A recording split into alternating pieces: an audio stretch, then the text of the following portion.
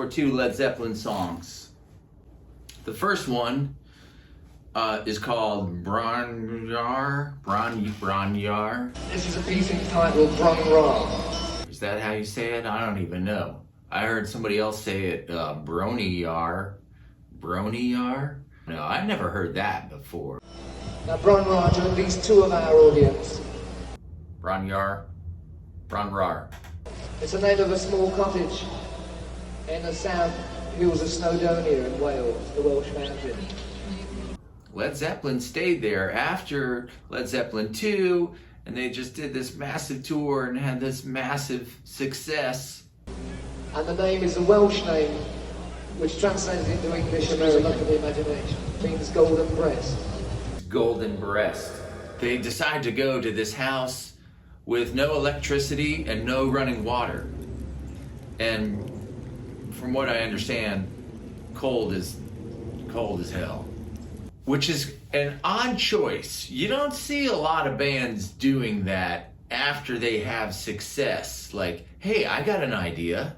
Let's go to a house where there's no electricity. We just got off tour, and we'll go all go there together and just play some acoustic guitars.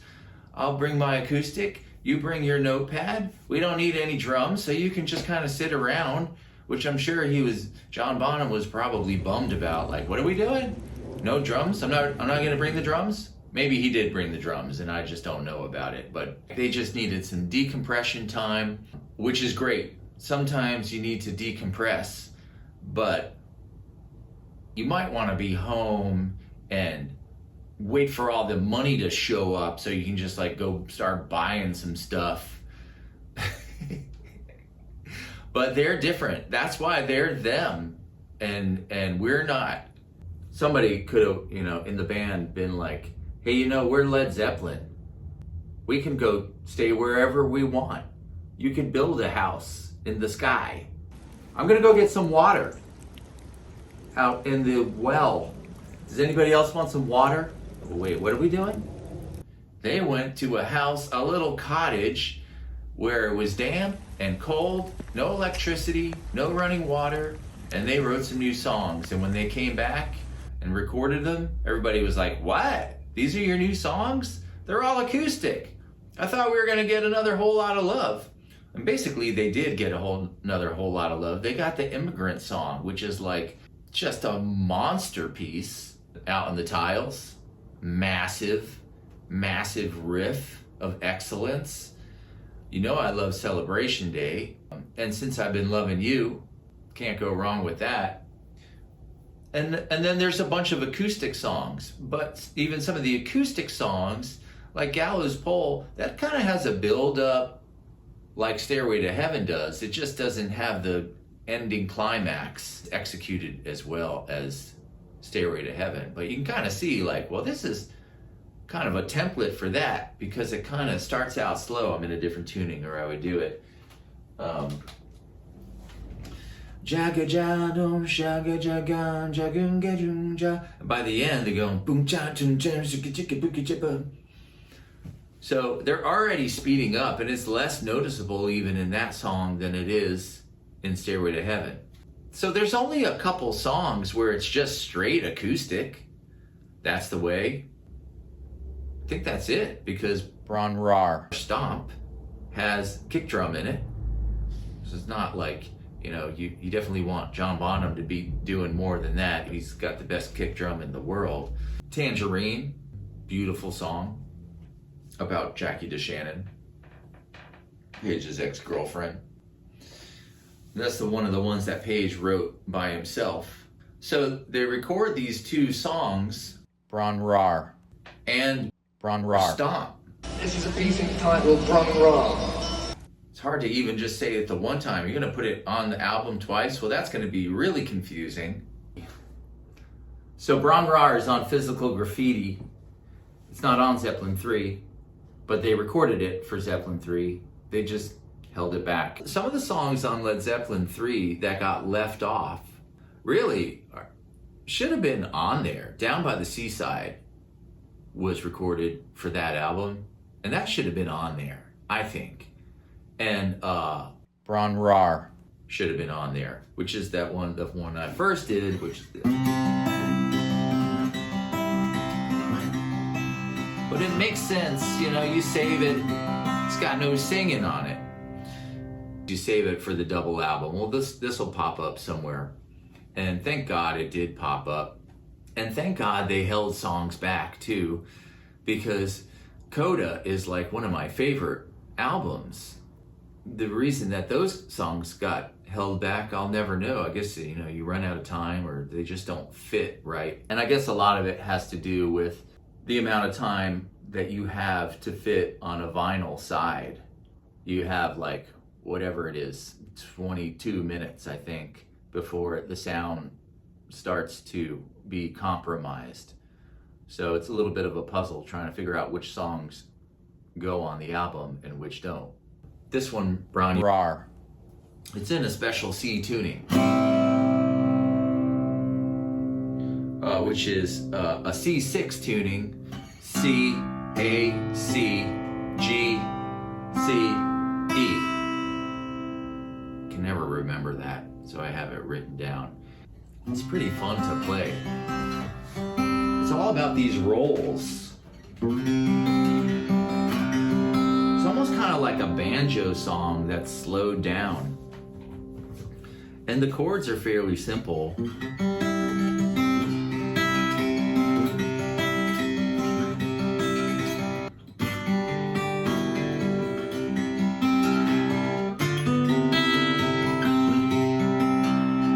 But the real beauty of the song is in the backwards echo that Page put on it, his little invention, where you take the reel-to-reel tape, you flip it over, you record the echo on it, so it's going in the wrong direction, then you flip the tape back over and it has like a pre-delay, pre-echo. So it makes it sound like it's like an apparition. The next song is Friends, Zeppelin 3, of course. It's the second song on the album, and it is just so cool and dark.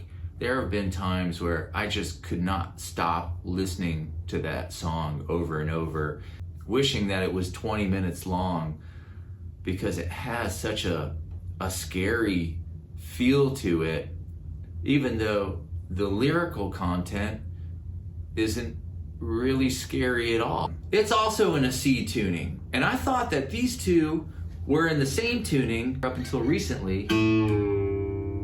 So the last one was in just C6, is in C6. This one's just in C, C, G, C, G, C, E.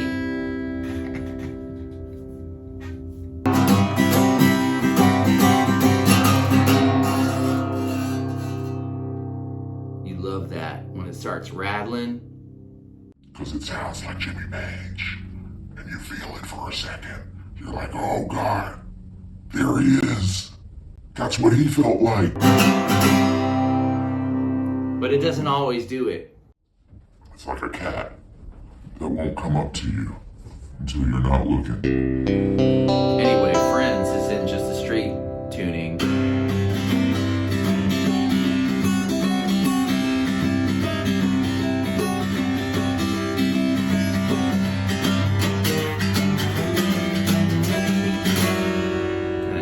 Open strings going around the ones that you're used to think it was bar chords. Used to play it like that, but no, it.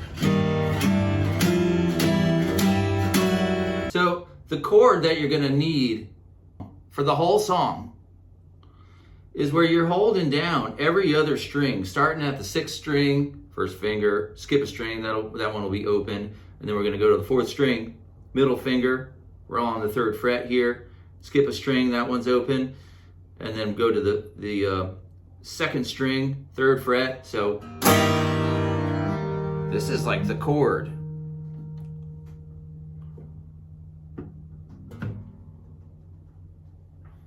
That you're gonna need.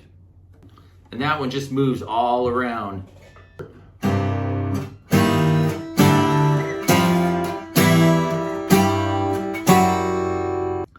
Of course, I can't sing it in that higher register. Right, that is a high note. And Robert Plant on that Royal Albert Hall show that was on the DVD that came out in 2003, his voice is just so badass. It is through the rest of the years too, but you can tell right then, it just has the perfect mix of his skill and the timbre of his youth. You're touring, you're living that lifestyle, it takes a toll on your voice. And you're not always going to be able to do those super high register acrobatics. But an interesting thing about this song, it sounds a lot like the song Carryon. Come on, dude, will you just sit there? Come on, Jay, just sit there for a minute. It sounds a lot like the song Carryon by Crosby, Stills, Nash & Young. It's the first song on Deja Vu, which I didn't even pick up on that until not that long ago.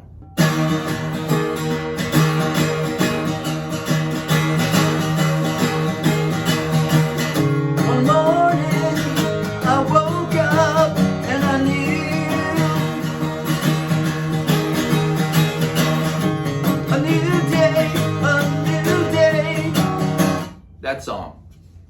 So we all know, like, Zeppelin used to grab little bits and pieces from other people, but it doesn't really bother us because they do this thing, it's called a good steal. Whatever Led Zeppelin song that there is that they stole from another one or borrowed from another one, you know, I've listened to Stairway to Heaven a million times, but I haven't heard the other song. I don't know about that one, and I'm sure if I heard it today, it wouldn't be as good as Led Zeppelin. Whole Lot of Love. They eventually gave Willie Dixon his cut on that, but I'm not listening to the Willie Dixon version when I'm riding in the car. When you're listening to A Whole Lot of Love, you're just like in awe of it, like, what is going on in this song? But I didn't get that from the Willie Dixon version, but it was good.